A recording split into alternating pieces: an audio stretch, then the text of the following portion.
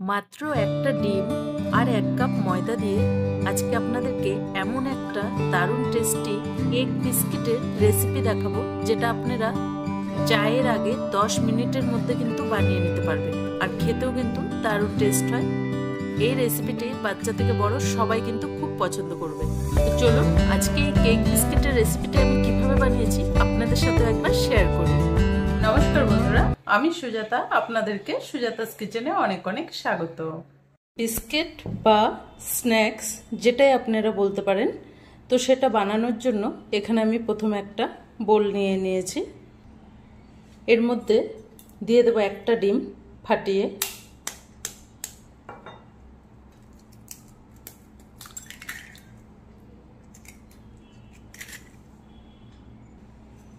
এবার এর মধ্যে দিয়ে দেব 3 চামচ চিনি, 1 চামচ, 2 চামচ, 3 চামচ। মিষ্টিটা আপনারা কিন্তু যে যেরকম খান সেভাবেই দেবেন।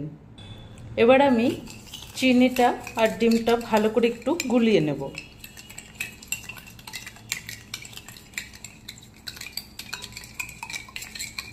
চিনিটাকে বেশি গলাতে হবে না, কারণ চিনিটা একটু দানা দানা থাকলেই কিন্তু বিস্কিটটা খেতে ভালো লাগবে। ভালো করে মিশিয়ে নিয়েছি। ভালো করে এটাকে মেশানো হয়ে গেছে। এবার আমি এর মধ্যে দিয়ে দেব 4 থেকে 5 ফোঁটা ভ্যানিলা এসেন্স। যেহেতু এখানে কিন্তু আমি ডিমটার একটা ফ্লেভার আছে, একটু আস্তে গন্ধ ছাড়ে, সেই কারণে কিন্তু এই ভ্যানিলা এসেন্সটা দিতে হবে।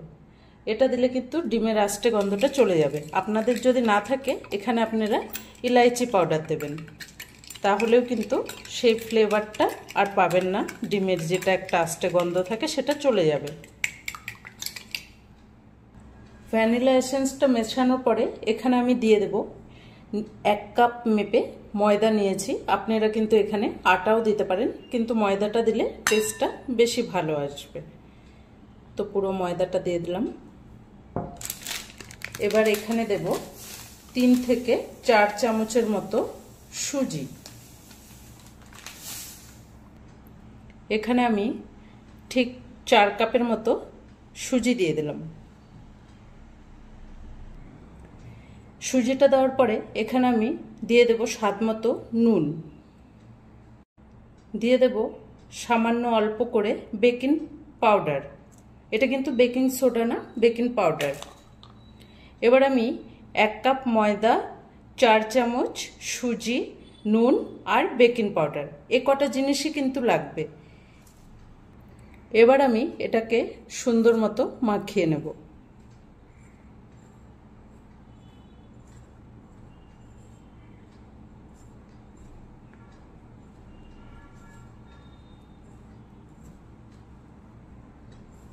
ময়দাটাকে সুন্দর করে কিন্তু একসাথে মিশিয়ে নিয়েছি। এবার আমি এর মধ্যে অল্প অল্প করে 2 থেকে 3 চামচ দুধ দিয়ে দেব।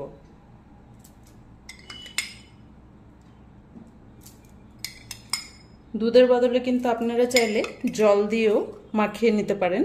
দুধটা দিলে কিন্তু ফ্লেভারটা খুব সুন্দর আসবে। মাখাতে মাখাতে কিন্তু হাতে একটু চিটচিট ভাবটা আসবে, চিপকে যেতে পারে হাতের মধ্যে। এভাবে কিন্তু কোনো অসুবিধা হবে না তাতে। ঠিক এভাবেই মাখিয়ে নেব। সুন্দর করে এটাকে মেখে নিয়েছি। এটা কিন্তু বেশি জোরে জোরে মাখার কোনো দরকার নেই, ভালো করে সব কিছু একসাথে মিশিয়ে নিলেই হবে। এবার কিন্তু একটু আঠেলো আঠেলো ভাব লাগছে। তো এর মধ্যে এবার আমি দিয়ে দেব 1 চামচের মতো রিফাইন্ড অয়েল। 1 চামচ রিফাইন্ড অয়েল ওপর থেকে এভাবে দিয়ে দিলাম। এবার কিন্তু হাতে আর এই চিপচিপ ভাবটা কিন্তু আর থাকবে না। এটা বানানো কিন্তু খুবই সহজ, দেখতেই পাচ্ছেন কতটা চটজলদি কিন্তু হয়ে যাবে। ব্যাস এভাবে মাখিয়ে নিলাম। এবার এটা সুন্দর করে একটা বল বানিয়ে নেব। এবার আমি এটার থেকে ছোট ছোট করে এভাবে বল বানিয়ে নেব।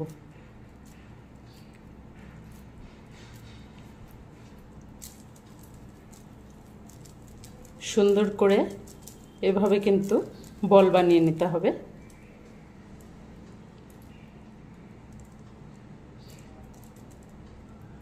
যে যেরকম শেপ দিতে পছন্দ করেন সেরকম শেপ দিলেই হবে। এখানে আমি ঠিক এভাবে একটু করে এভাবে বিস্কিটের আকারে শেপ দিয়ে দিচ্ছি।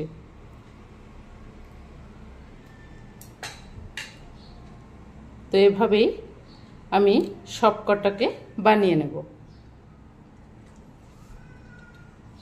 এখানে একটা প্লেটের মধ্যে এভাবে সবগুলোকে বানিয়ে বানিয়ে রাখবো।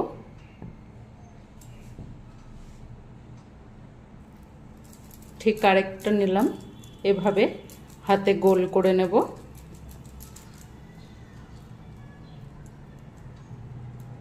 এভাবে সুন্দর করে একটু চেপে দিচ্ছি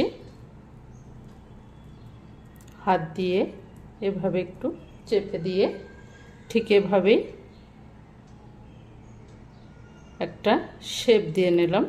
যে যেরকম ইচ্ছা সেরকমই কিন্তু ডিজাইন করে নিতে পারেন।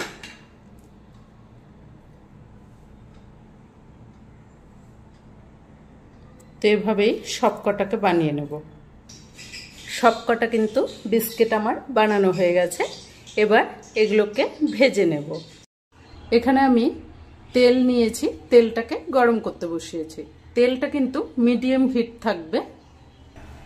এবার আমি বিস্কিটগুলা একে একে দিয়ে দেব।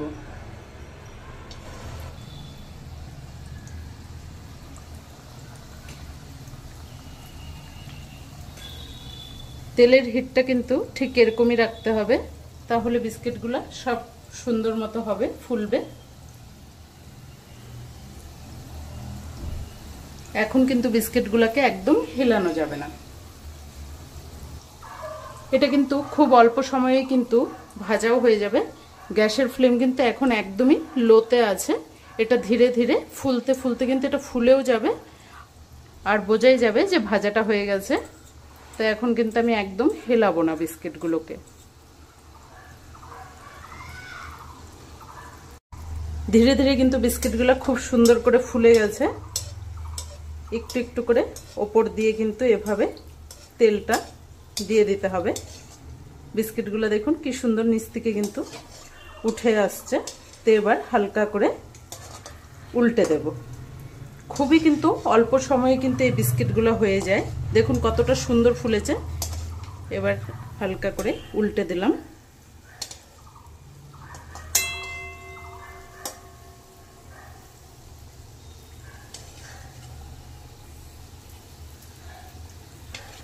বিস্কিটটা কিন্তু উপর থেকে সুন্দর মুচমুচে হবে আর ভিতর থেকে কিন্তু একদম কেকের মতো হবে, এতটা সুন্দর হবে।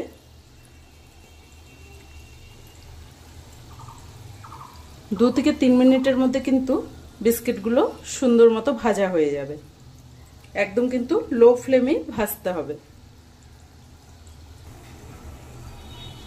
বিস্কিটগুলোকে ধীরে ধীরে আরেকবার করে কিন্তু উল্টে দিচ্ছি।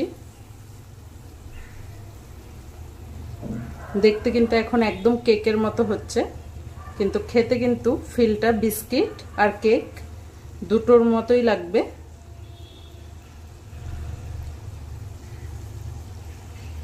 এই বিস্কিটগুলো কিন্তু ভালো করে ভাজা হয়ে গেছে। এবার এটাকে তুলে নেব। বাদবাকি বিস্কিটগুলো ঠিক একইভাবে ভেজে নেব।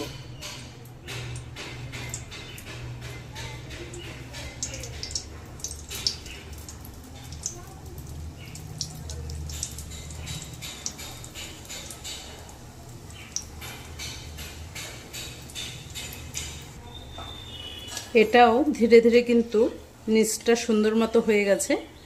এবার হালকা করে উল্টে দিতে হবে।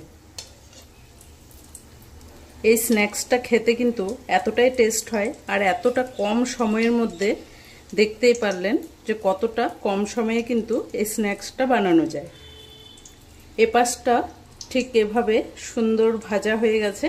এবার ঠিক এই পাশটাও 1 থেকে 2 মিনিটের মধ্যে ভাজা হয়ে যাবে। আমার এই বিস্কিটগুলোও কিন্তু সুন্দর করে ভাজা হয়ে গেছে। তো দেখুন 2 থেকে 3 মিনিট করে কিন্তু বিস্কিটগুলো ভাজলেই হয়ে যাবে।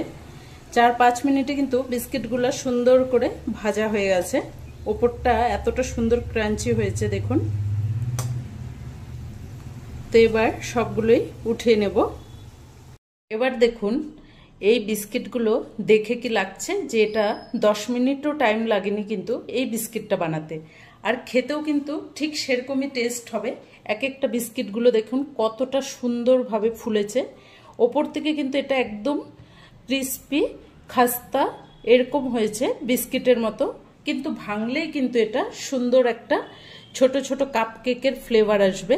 দেখুন একবার ভেঙে আপনাদেরকে দেখাচ্ছি কতটা ভেতরটা কিন্তু একদম কেকের মতো হয়েছে, আর কতটা চটজলদি হলো দেখতেই পারলেন।